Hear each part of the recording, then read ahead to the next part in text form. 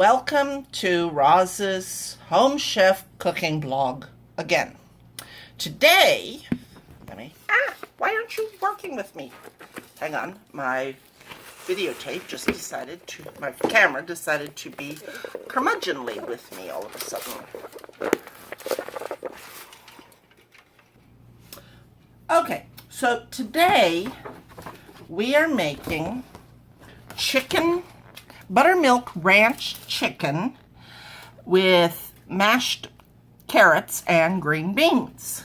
So we will see how this turns out. Now, I want to make a disclaimer right here. The pictures I am showing you come from the Home Chef company. They are not my pictures, and I am not taking credit for them. So if anyone wants to argue with me about copyright, I am acknowledging where I got them from, okay? Now, according to my recipe, I should have a frying pan with cooking spray on it. I should have a colander. I should have a medium frying pan, and I should have a small pan. Now, I also need to have olive oil, salt, pepper, the cooking spray, which I already sprayed the pan with. Now, they give me 2 pats of butter, cream, carrots, green beans, and, of course, the chicken. So let's get going. Oh, also the ranch seasoning, salt or seasoning that will go on the chicken. Now, the first thing I needed to do was peel my carrots, and now I am to cut my carrots into 1/2-inch pieces. So, I'm not going to use the tip. So, now I just kind of guess at the whole thing, because since these carrots are about to be boiled in the water and they need to get soft and mushy, I'm not really all that worried about them being thick, because the thinner they are, the better they will cook down, and then they will be mushier. And I won't be fighting with them as much when it comes to the whole mushing part. Alright, now my carrots are all cut. And my friend Daphne McIlvaine suggested that instead of using like dishes, I should use paper plates and paper bowls and things like that, so I can throw the suckers away and save on the washing. And I think that's a good idea, so since I don't have any paper bowls, we're using a paper plate today.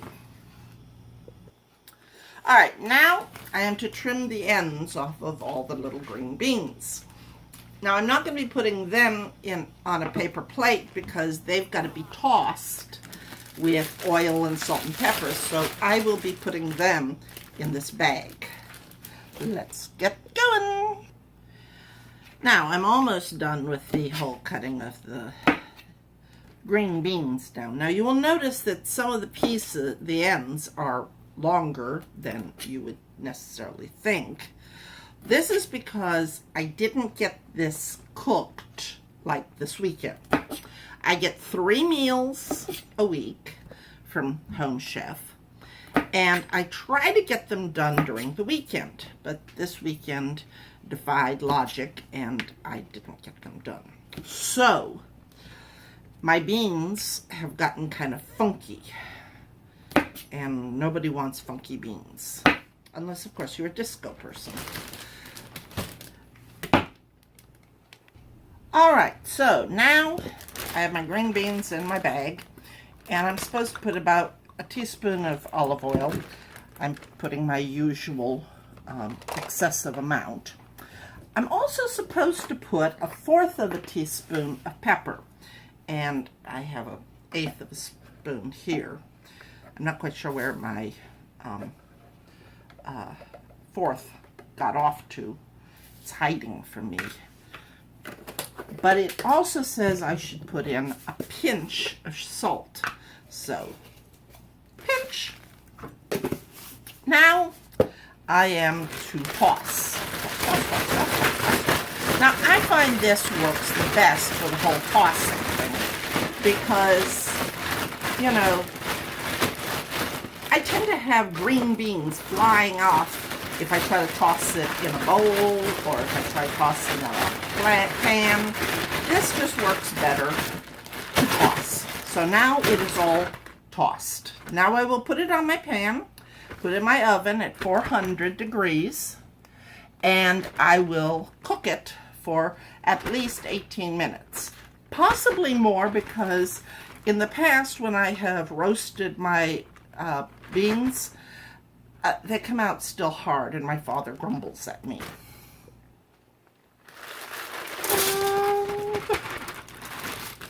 We have green beans. You know, the funny thing is, their picture, there are a lot fewer green beans. They say put it in one single layer, and yet they have a lot fewer green beans in their picture than I have on my thing. So I'm not quite sure. Maybe they're just cooking for one person. Who knows? Okay, so my green beans are in the oven. My carrots are in the boiling water. And let me see if I can show this to you. All right. There are my carrots. At the moment, they're just sitting, but they should start bouncing around in a few minutes from the water.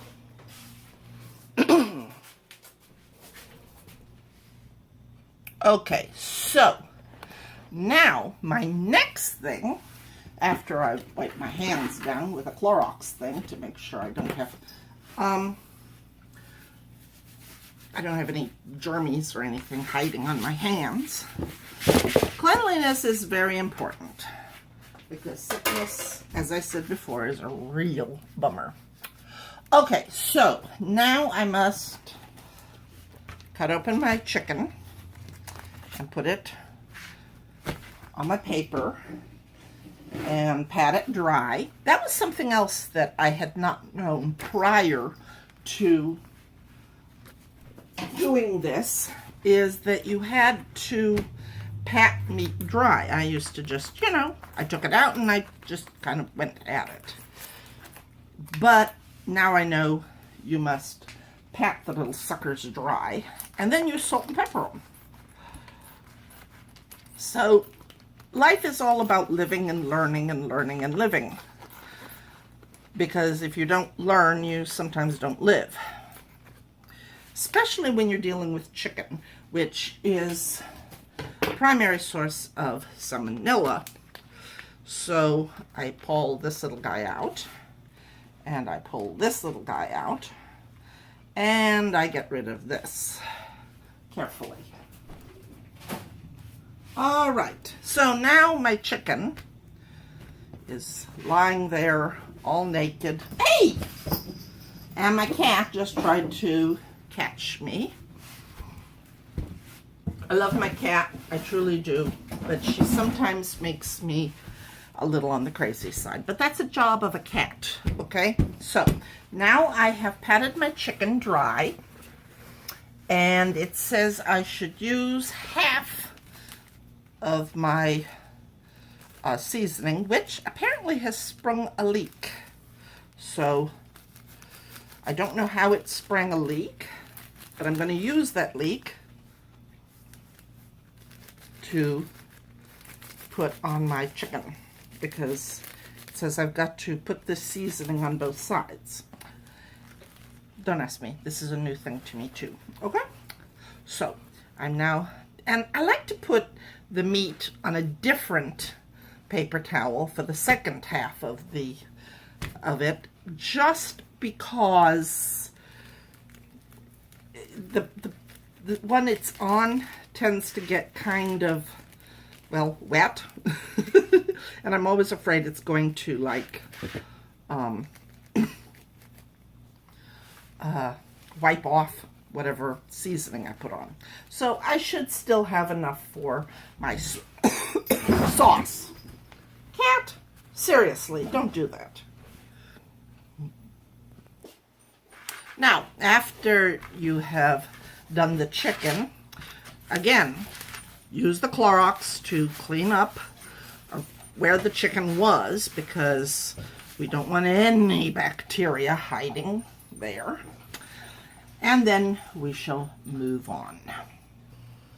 All right, so now, while my carrots are bouncing around in there, boiling, and my chicken, or not chicken, but green beans continue to cook, they say put a little olive oil. I'm not going to tell you how much they said, because I'm obviously giving a lot more than that, into a pan over medium-high heat. And now once the pan gets hot, then I will add the chicken. And I will cook the chicken. And yeah, the chicken's going to have to rest a little bit. So we will come back. All right, so it's hot now. It's crackling at me, so that's kind of an indication. So we put the chicken in. And it needs to cook for about 6 minutes on this side, and then I will turn it over and cook it on the other side. All right, so now my chicken is been cooked. I'm going to add a little bit more olive oil to that, because it is getting a little dry. It's probably supposed to get a little dry, but I don't like it dry. And my carrots, on the other hand, I'm beginning to wonder if they're ever going to get soft enough for me to mush them, because they're sitting there and stoically resisting being soft. I'm about to check my green beans, and we'll see if they are soft or if I'm going to have to cook them for a while. The carrots are definitely going to have to be cooked a little bit longer. Okay, so now I take my chicken and I transfer it. Okay, shush up there. I transfer it to a plate, and I need to keep it warm. So I'm putting it over here and keeping it warm over there. Now it says I don't have to wipe out my pan here, but because I'm going to be making my cream in it, but I do need to turn down the heat. Now, the other thing is that my green beans look like they have accomplished their goal.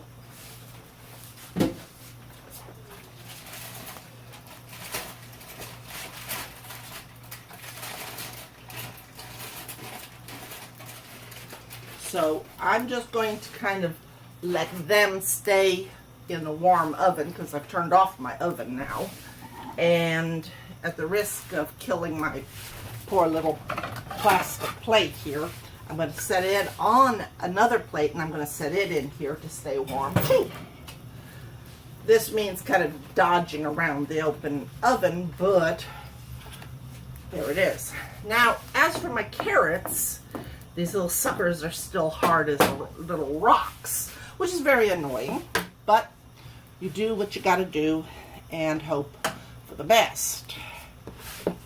I don't want to make my gravy until my carrots can be, attended to and smushed. So we may be a little bit more delayed in the whole process here.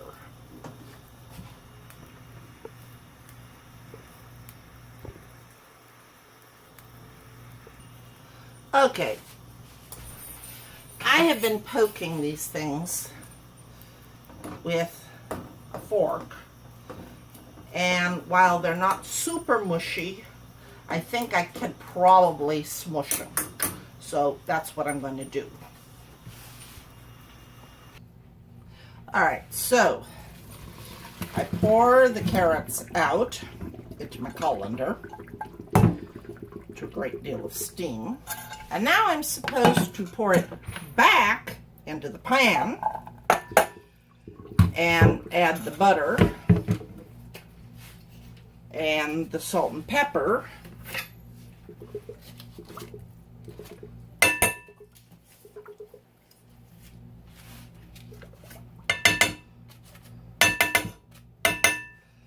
And pepper. And salt. And then I have to mush it. Now, I could use, like, I have kind of this big thing for mushing, but unfortunately, it doesn't mush very well because it's plastic, and plastic just doesn't mush with a darn. So I use what's basically a dough cutter. Anybody who wants to get me a real metal musher, squasher, masher, whatever you want to call it, for Christmas or birthday or anything, I would love it. Okay? It's on my Christmas wish list. Because while this works, it still leaves a lot to be desired.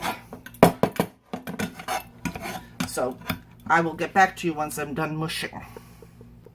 I have resorted to the plastic musher because I'd gotten it pretty well broken up, but it just was not equal to the whole mushing process. So now I am continuing to mush and mush and mush and mush and mush and mush and mush. Okay, now we're back over here with my frying pan, and it says to add my cream and the rest of my seasoning.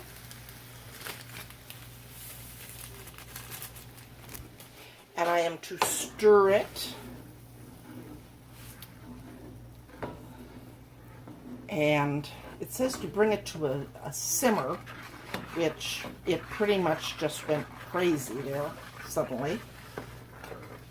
So it's not going to take very long for this little sucker to do what it's supposed to do. I'm turning down the heat because I don't want to scorch my cream. It's looking good. It really is. I'm impressed with how it's looking. So it says to stir it occasionally, and with my usual capacity, I am stirring it too much. But I get kind of freaky about like dairy and milk because I know it can scald so easily, and I'm always afraid I'm going to scald it and then it's going to be nasty tasting, and that would break my heart if after all of this I went and killed my sauce. My father says you don't need sauces, but I figure if they say this sauce goes with this, you should at least attempt to, put the sauce on it. Alright, so I've returned to my preparation area to put together my meal, which should have my carrots, which they do kind of look like the picture,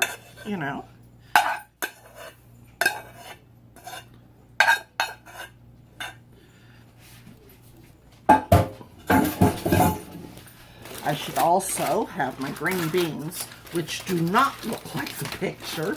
They look much more pitiful.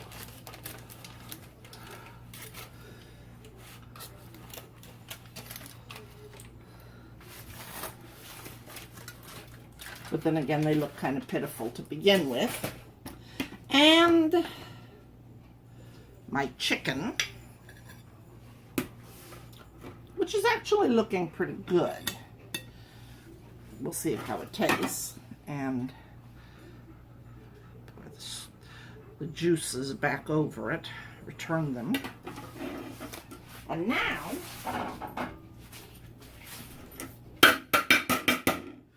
to put the sauce on it.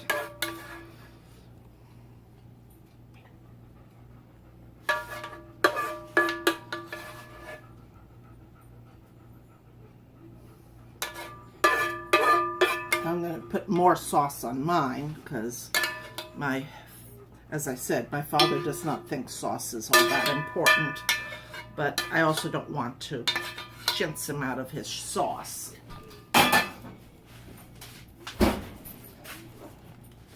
And there we have it. So, this is what it's supposed to look like. This is what it does look like. And I will get back to you and let you know how it tasted. Okay, the word on this one is it was good. The chicken, I got it a little bit overdone, and the carrots and the beans weren't anything really too. Yeah. So, but this one was good. The sauce especially turned out excellent. I just got to work on the chicken, and I don't know what can be done with the stupid beans, but there we are. I will see you the next time I make dinner. Bye.